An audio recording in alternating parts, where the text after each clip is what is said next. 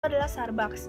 Business advantage-nya itu produk-produk yang ditawarkan sangat berinovatif dan memiliki layanan yang baik serta bersahabat. Yang kedua itu core kompetensinya itu memiliki proses pemanggangan atau roasting yang tepat, pendistribusian biji yang relatif cepat dan dipenuhi dengan barista yang sudah terlatih sehingga dapat mengelola kopi dengan baik. Kemungkinan pendapat terbesarnya Starbucks itu terletak di Lippo Karawaci karena memiliki 4 outlet dan Starbucks ini dikenal sebagai brand yang memiliki suasana yang cozy, comfortable, atau modern dan milenial sehingga dapat menarik perhatian para konsumen baik dari yang muda hingga sampai yang sudah tua. Jadi konsumen itu tidak hanya mendapat menikmati makanan atau minuman saja, tapi dapat menikmati suasana juga untuk hangout, belajar bersama, meeting, dan lain sebagainya. Kelemahannya itu yang pertama, Starbucks itu menghindari daerah-daerah yang kecil seperti desa, dan Starbucks itu kekurangan sumber daya manusianya atau SDM. Karena walaupun dia memiliki banyak tenaga kerja, tetap aja kurang cukup untuk brand yang besar ini. Harga produk Starbucks itu dapat dikatakan cukup mahal dibandingkan dengan coffee house lainnya. Dan hampir setiap bulannya Starbucks mengganti merchandise mereka. Dan hal ini dapat menyebabkan kerugian yang besar karena belum tentu merchandise tersebut itu dapat dibeli. Kompetitor pertama yang Bengawan Solo itu adalah Starbucks. Business advantage-nya itu produk-produk yang ditawarkan sangat berinovatif dan memiliki layanan yang baik serta bersahabat. Yang kedua itu core kompetensinya itu memiliki proses pemanggangan atau roasting yang tepat, pendistribusian biji yang relatif cepat dan dipenuhi dengan barista yang sudah terlatih sehingga dapat mengelola kopi dengan baik. Kemungkinan pendapat terbesarnya Starbucks itu terletak di Lippo Karawaci karena memiliki 4 outlet dan Starbucks ini dikenal sebagai brand yang memiliki suasana yang cozy, comfortable, atau modern dan milenial sehingga dapat menarik perhatian para konsumen baik dari yang muda hingga sampai yang sudah tua.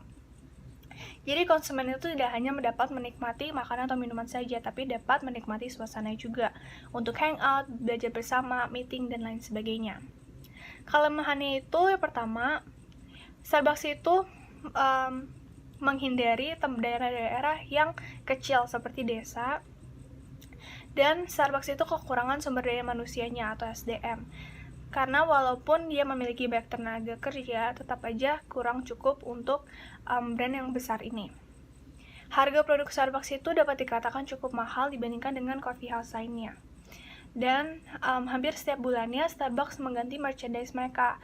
Dan hal ini dapat menyebabkan kerugian yang besar karena belum tentu merchandise tersebut itu dapat dibeli dengan banyak orang.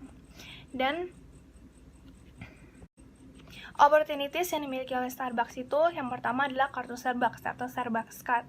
Jadi tidak perlu membutuhkan syarat-syarat yang ribet atau proses-proses yang ribet, jadi hanya perlu top up sebesar 100.000 sebagai saldo minimal.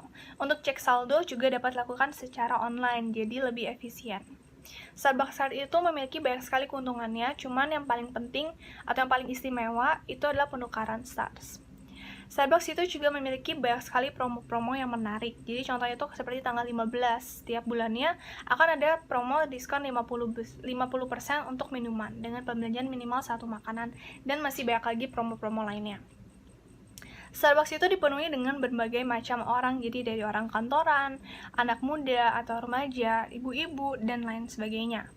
Starbucks ini memiliki rasa minuman yang kebanyakan berasal dari luar, kayak seperti pumpkin spice latte, dan lain-lain. Terus biasanya para konsumen Starbucks ini tuh lebih gaul dan gengsi. Starbucks memiliki suasana yang cozy sehingga para konsumen itu betah gitu di dalam Starbucks. Starbucks juga dapat melakukan pembayaran tanpa tunai atau cashless. Selain penggunaan Starbucks Card, pembayaran di Starbucks juga dapat dilakukan berbagai macam kartu seperti kartu kredit BCA, kartu kredit lainnya, kartu debit BCA, kartu flash BCA, OVO, GoPay, Dana, dan lain sebagainya. Dengan situasi pandemik seperti ini yang mengharuskan setiap orang untuk tidak berpergian keluar rumah atau beraktivitas di luar rumah, Starbucks ini sekarang sudah dapat dipesan melalui aplikasi Grab atau Gojek. Tren yang dialami oleh Starbucks itu yang pertama, kebanyakan orang tuh merasa enggan untuk membeli makanan, minuman, dan produk Starbucks karena menurut mereka itu harga Starbucks itu masih tergolong mahal dan masih banyak coffee shop lainnya yang jauh lebih murah dibandingkan dengan Starbucks. Salah satu kompetitor agresif dan suksesfulnya Starbucks itu adalah Max Coffee. Nah, dalam keadaan seperti ini, di mana orang-orang tidak dapat bepergian dari rumah, terutama untuk melakukan hal yang tidak penting, hal ini akan mengakibatkan penghasilan Starbucks itu mengurang. Salah satu contoh regulasi pemerintah adalah untuk mengharuskan menggunakan biji lokal.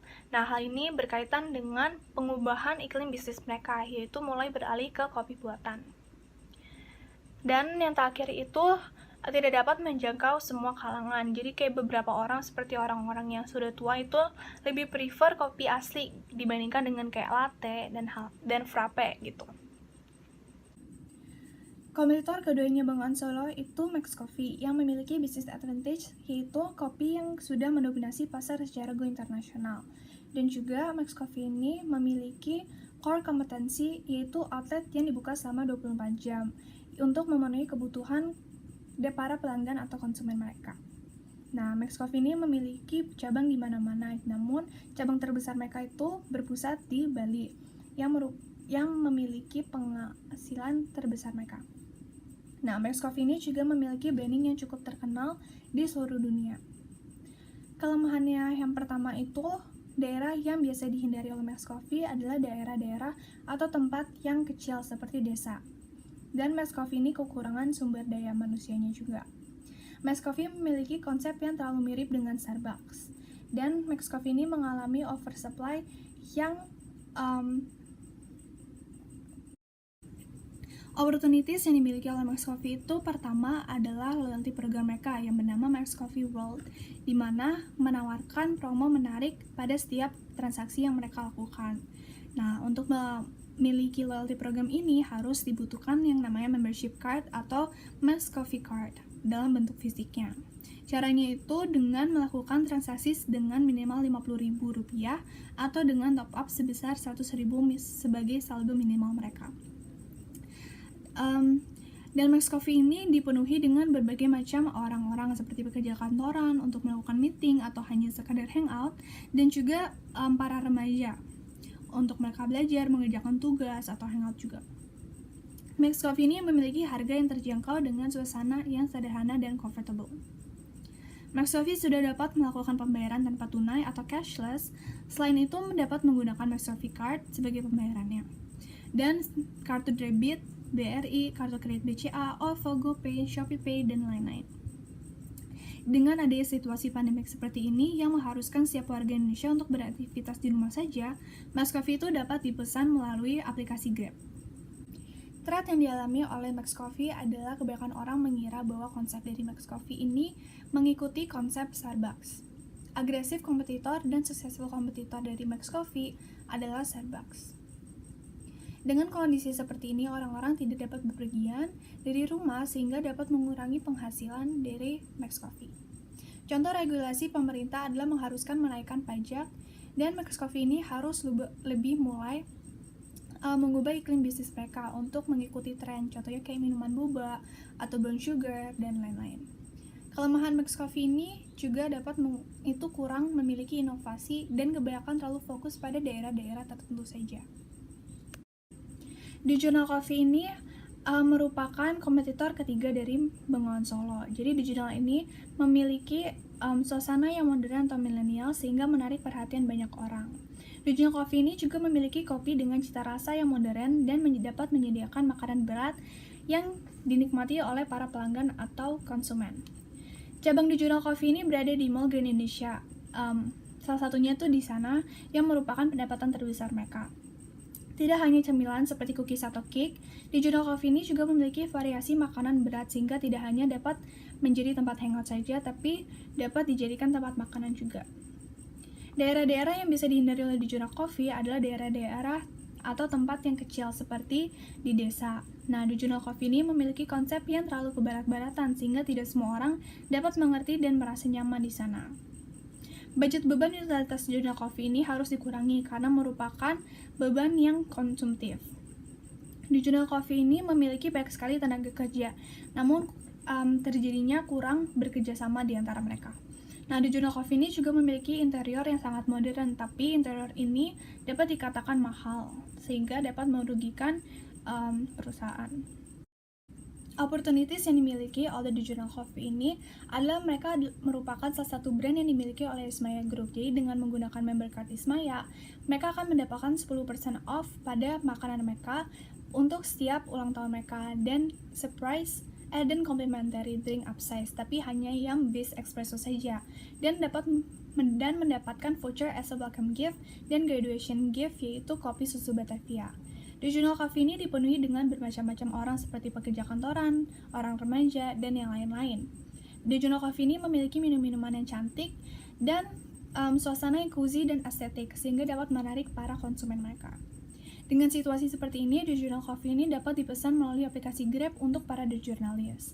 The Journalist Coffee dapat melakukan pembayaran tanpa tunai atau cashless.